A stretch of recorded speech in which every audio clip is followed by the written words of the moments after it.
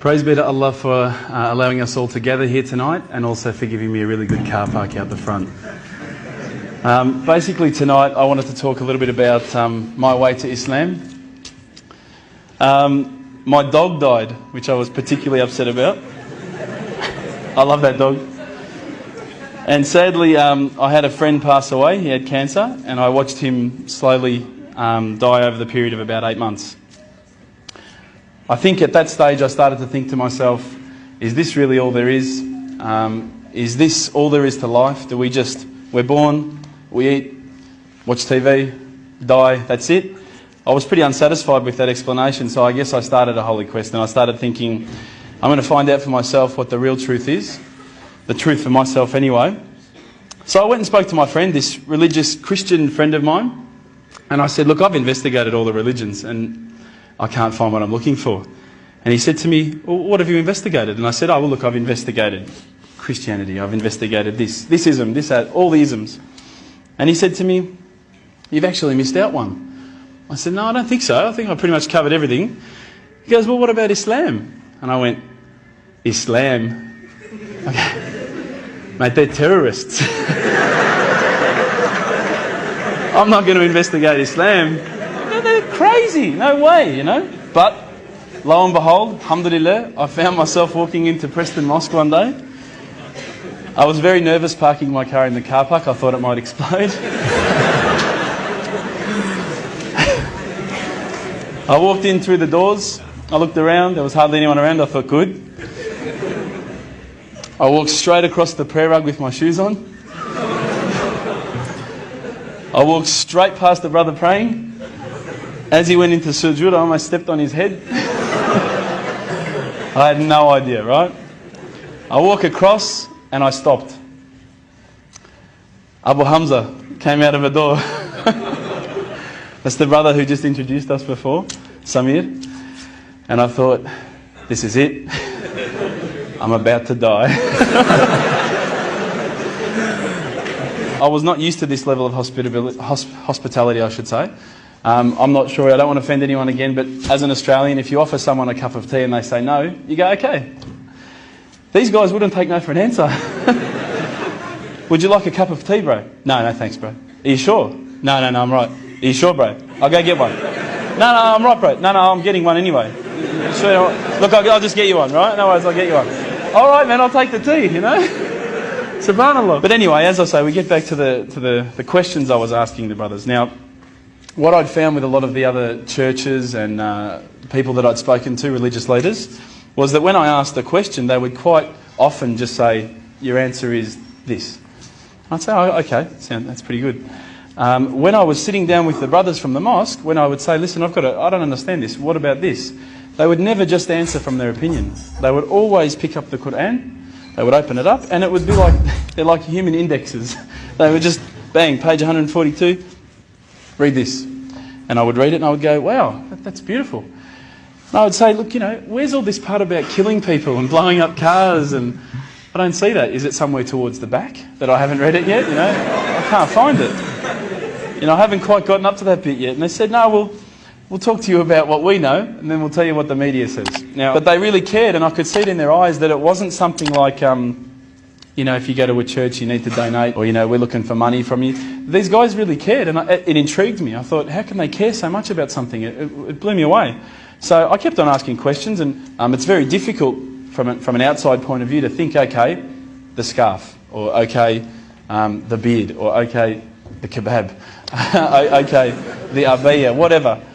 But once you start actually looking inside the religion, working as a whole unit, as in implementing every step of the way, it starts to make sense. And it started to make sense. One night, I was sitting at home. Now, I apologise to some people who may have heard this story. It's called the candle story. I was sitting at home and I thought to myself, I want to be, you know, one with myself again. I want to get closer to Allah. So I lit a candle. I opened the window. I had the blinds drawn.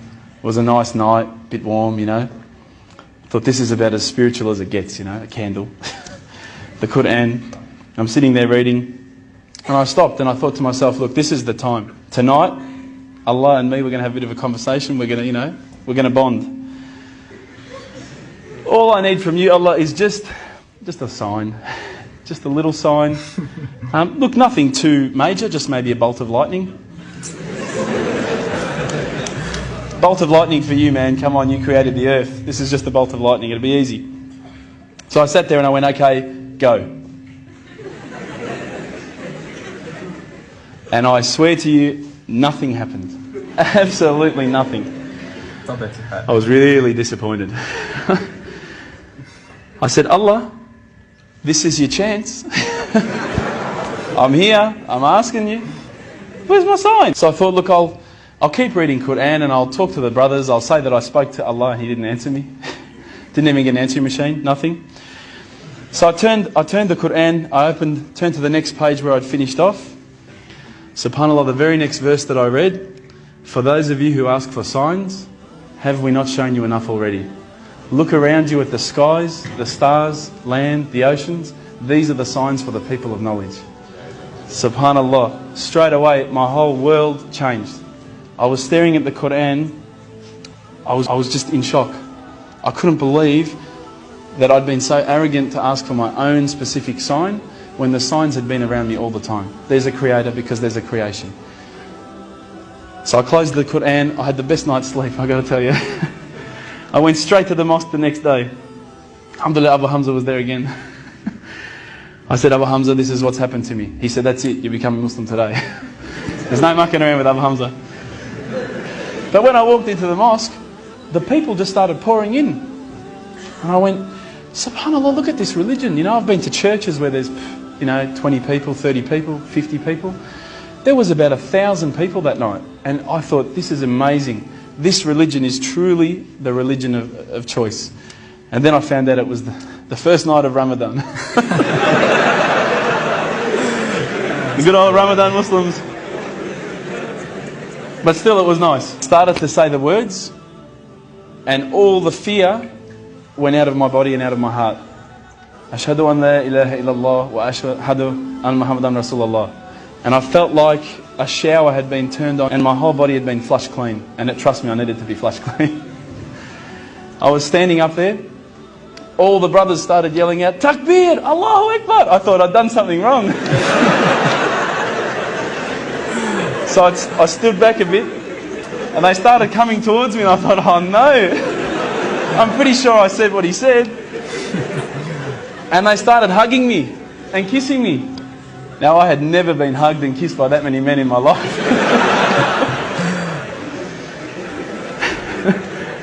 I went home with such a beautiful feeling because I knew at that stage that I had a clean slate. It was my chance now to start again, to forget about the drinking, to forget about marijuana, dope, whatever, anything else I'd done in the past and to start doing good things. If you haven't felt the feeling that I'm talking about, I sincerely hope it happens to you at one stage in your life. I encourage you to investigate all the religions and particularly Islam. I would say that one of my favourite verses, I'll end with this verse, is a particular verse that says, let there be no compulsion in religion because the truth stands clear from error. Assalamu alaikum.